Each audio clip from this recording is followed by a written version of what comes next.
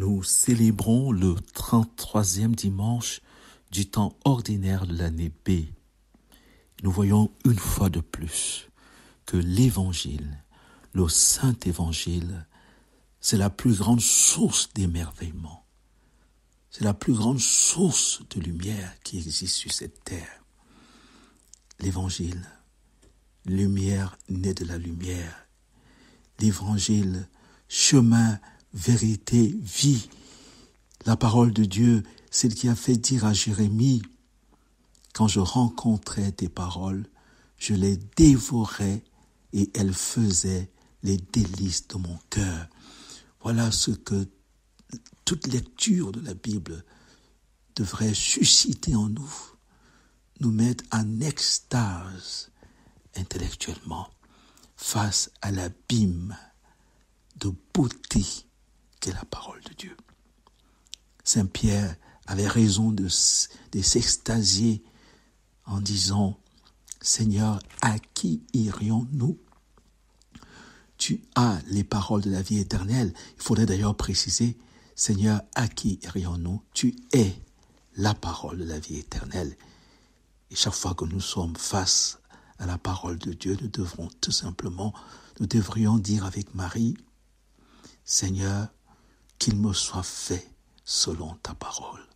Que ton bon plaisir se réalise en moi et que rien ne soit perdu de la richesse infinie, de la beauté infinie de ta parole, dont l'Ancien Testament dit « L'homme ne vit pas seulement de pain, mais de toute parole qui sort de la bouche de Dieu. » Faire la lectio divina, c'est honorer la parole de Dieu en la lisant, en la scrutant de l'intérieur, intus legere, ce qui est la vocation de l'intelligence.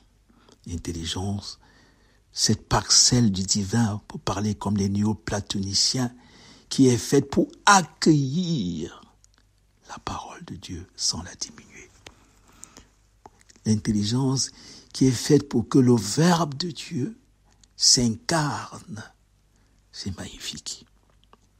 Magnifique. Dimanche dernier, le Saint-Évangile nous donnait de contempler à travers la veuve et son obole déposé dans le tronc, dans le trésor, Dieu le Père, Dieu comme Père, mystère des mystères, le sommet de la contemplation. Thomas d'Aquin dit, c'est quand on peut dire en vérité, avec l'accent du Saint-Esprit, Abba, Père. Dieu est Père. Oui, il est celui et il est le seul à pouvoir dire ce que le Père de l'enfant prodigue dit à son fils aîné. Toi, mon enfant, tu es toujours avec moi. Tout ce qui est à moi est à toi. Dieu nous parle pour que tout ce qui est à lui puisse être à nous, que nous puissions le comprendre, le prendre avec nous, tout son mystère, dans toute sa grandeur, dans toute sa beauté. Cet évangile du dimanche dernier, l'évangile du dimanche dernier, nous rappelait donc que l'homme est le trésor. C'était la première révélation. L'homme est un trésor.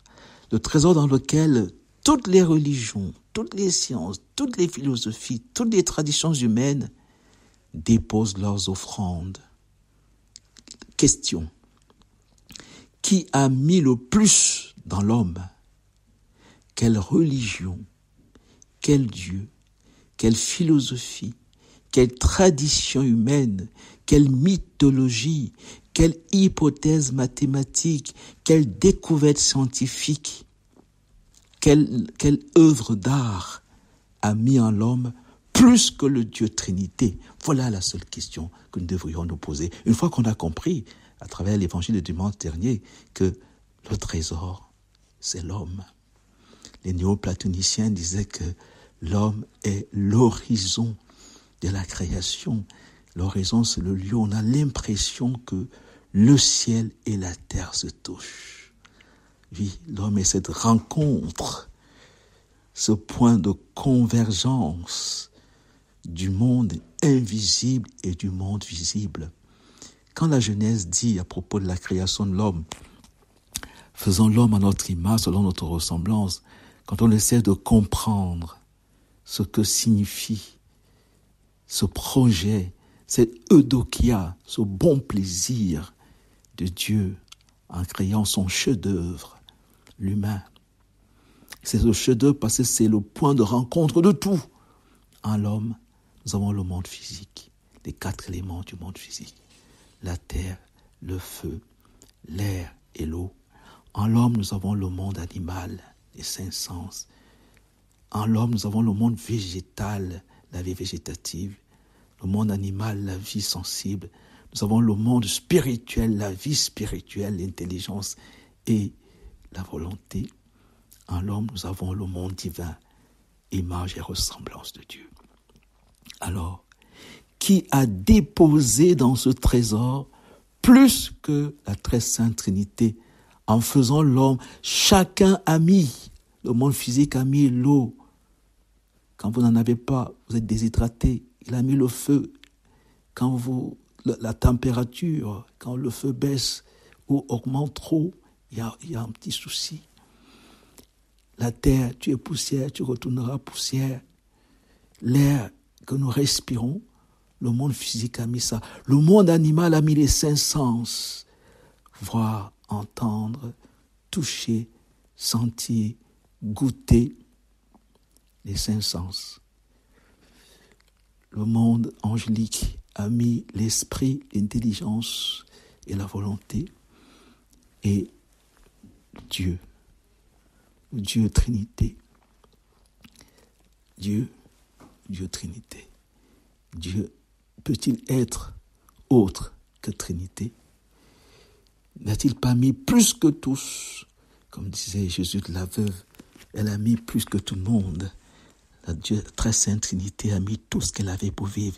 Dieu a tant aimé le monde qu'il a donné son Fils unique. Le Fils unique, ayant aimé les siens qui étaient dans le monde, les aima sans mesure, pour parler comme Saint Augustin et Saint Bernard. La mesure de l'amour, c'est d'aimer sans mesure. La vérité qui est Dieu se mesure désormais, toute vérité se mesure désormais à la qualité du don. Oh, Dieu est le don substantiel de la vie. Je suis la vie. Moïse qui a contemplé Dieu comme vérité. Dieu se présente à Moïse comme vérité, comme celui qui a mis le plus, qui a le plus donné. La vérité, don substantiel de la vie. Moïse s'exclame, Exode chapitre 15, qui est comme toi parmi les dieux, ô Seigneur, qui est comme toi magnifique en sainteté, auteur de prodiges, le prodige des prodiges. Dieu a tant aimé le monde qu'il a donné tout ce qu'il avait pour vivre. Ce dimanche, l'Évangile nous ramène au cœur de notre foi, la foi en ce Dieu qui a déposé le plus dans le trésor. Et le trésor de Dieu, le cœur de l'homme, faisant l'homme à notre image, selon notre ressemblance. Jésus, dans cet Évangile, nous est dit, Jésus parlait à ses disciples de sa venue. Venue, parousie en grec, veut dire deux choses.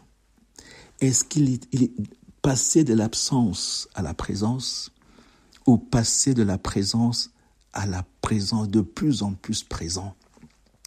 Et je pense que quand on lit la parole de Dieu, c'est la deuxième signification qui l'emporte. Saint Augustin dit, je te cherchais partout, alors que tu étais là, il n'est pas absent. C'est pas de l'absence à la présence, mais de la présence à la présence, de plus en plus présent, de grâce en grâce, de lumière en lumière. La parousie est donc le mystère de la venue, mystère de la parousie, mystère de la présence du don. Présence sur le don parce qu'on est présent quand on agit. Et l'action de Dieu, c'est de se donner. En ce jour-là, après une grande détresse, le soleil s'obscurcira et la lune ne donnera plus sa clarté. Les étoiles tomberont du ciel et les puissants célestes seront ébranlés. Alors c'est très beau et très subtil ce passage. Deux options. Dieu vient-il alors qu'il était absent ou Dieu vient parce qu'il est là et nous découvrons en nous-mêmes. Il se dévoile, le dévoilement à l'Apocalypse, il est tellement présent en nous que c'est nous qui découvrons, c'est nous qui passons de l'absence à la découverte, à la présence. Donc, il y avait une grande détresse. Après une grande détresse, la grande détresse, c'est l'ignorance. Quand nous ne connaissons pas la vérité, quand nous n'accueillons pas la totalité de la grâce, c'est la plus grande des détresses. Parce qu'on pourrait comprendre la détresse comme étant des malheurs, des persécutions venant de l'extérieur. Saint Paul s'écrit en disant « Qui nous séparera de l'amour de Dieu ? Ni la détresse, ni l'angoisse, ni la persécution. » Donc, la grande détresse, c'est le fait d'ignorer Dieu. Mon peuple périt faute de connaissance. Et Dieu vient, et quand Dieu vient, tout change. C'est ça qu'il faut comprendre ici. Qu'est-ce qui change ? Avant Jésus, on adorait le soleil. Le soleil, quand Jésus est là, le soleil s'obscurcit. Avant Jésus, on adorait la lune. Jésus est là, la lune s'obscurcit. Tellement la clarté de Jésus est plus que toutes les clartés. Lumière naît de la lumière. Son éclat ne connaît pas de déclin. Quand Jésus est là, les étoiles tombent du ciel parce qu'elles s'inclinent, elles se prosternent et font allégeance à celui qui est la source de la lumière. Les puissances célestes, toutes les mythologies s'inclinent devant celui qui est la source de tout. Alors on verra le Fils de l'homme venir dans les nuées avec grande puissance et grande gloire. Cet évangile exige que nous cherchions la vérité. Quand Jésus vient, pour que plus rien ne soit obscur, c'est exactement ce que dit Jean. Il est le Verbe qui éclaire tout homme, il est la lumière qui éclaire tout homme et qui éclaire tout l'homme. Avant Jésus, c'est la détresse. Après Jésus, le soleil, la lune, les étoiles, vous voyez, vous n'avez qu'à lire l'Apocalypse, viennent rendre comme un culte à l'homme. L'homme rendait un culte à ces choses-là, à ces créatures de Dieu. Avec Jésus, c'est elle qui rend désormais un culte à l'homme.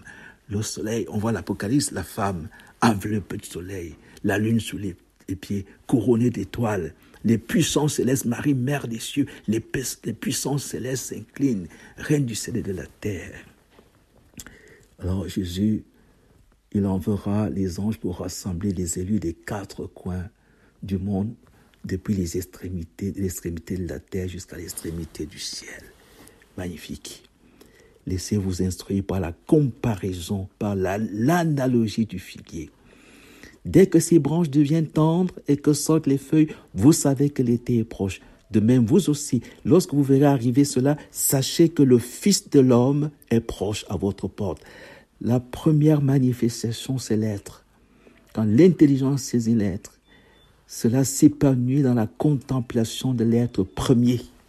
Mais quand Dieu, l'être premier, s'incarne, se manifeste à travers la venue du Fils de l'homme, alors nous entrons dans la plénitude de la grâce. La plénitude de la grâce, c'est ce que dit la dernière phrase de cet évangile. Quant à ce jour et à cette heure, nul ne les connaît, pas même les anges dans le ciel, pas même le Fils, mais seulement le Père. Vous voyez, toute la vie chrétienne, toute la foi chrétienne consiste à retourner vers la source qui est le Père. Quand il dit ça, c'est pas une histoire du Père qui connaîtrait des choses que le Fils Jésus ne connaîtrait pas. Il dit qu'il m'a vu, a vu le Père. Mais cette parole nous rappelle que il faut retourner, la nécessité de retourner à la source, car le Père est source du Fils. Il est source de l'Esprit avec le Fils. Il est la source de tout et il voudrait nous communiquer, nous faire entrer dans cette paternité. Et c'est bien ce dont Marie est témoin, Marie, mère de Dieu, parce que Dieu est Père et il partage sa paternité. Il nous fait entrer dans sa paternité. Magnifique évangile, lumière née de la lumière. Seigneur, augmente en nous la foi pour que nous puissions te voir, te connaître, te contempler. Amen.